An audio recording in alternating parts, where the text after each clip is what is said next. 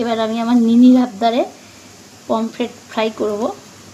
মাছগুলোকে আমি প্রথমেই ধুয়ে পরিষ্কার করে একটু ছুরি দিয়ে কেটে কেটে নিয়েছি, যাতে নুন মশলাগুলো ভালো করে ভেজে।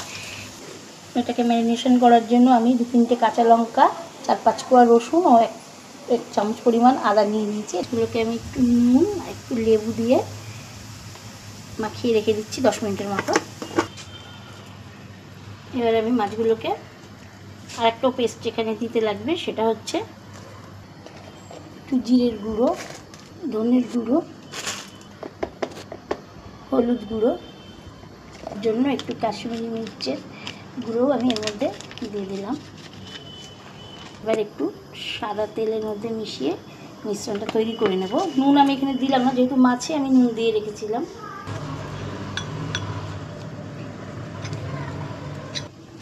আদা রসুন লঙ্কার পেস্টটাও আমি এর মধ্যে মিশিয়ে নিলাম।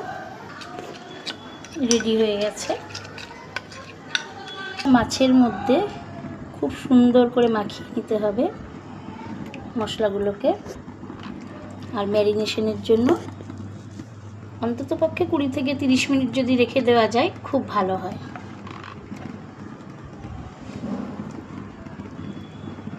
পিট করে আমি মশলাগুলো খুব সুন্দর করে এগুলোর মধ্যে মাখিয়ে নিয়েছি। 20 মিনিট হয়ে গেছে, মাছগুলো আমি ফ্রিজ থেকে বার করে নিয়ে চলে এসেছি। এই মাছগুলোকে আমি এই যে এখানে একটু বেসন আর সুজি মিশিয়ে একটু ব্যাটার তৈরি করে রেখেছি, এটার মধ্যে চুবিয়ে একটা একটা করে এবার ভেজে নেব। এই মিশ্রণটাকেও আমি উপর দিয়ে আস্তে আস্তে দিয়ে নিচ্ছি। প্রত্যেকটা মাছে খুব এবার একটা একটা করে তেলে এইভাবে ভেজে নিতে হবে। যতটা ডিপ করে ভাজা সম্ভব ততটা ভাজি নেবেন। লাল করে ভাজা হয়ে গেছে, একটা একটা করে এবার আমি প্লেটে তুলে দিচ্ছি। একে একে প্রত্যেকটা মাছ আমি একটা একটা করে ভেজে তুলে রেখেছি। এই যে আজকে আমার ডিশ রেডি।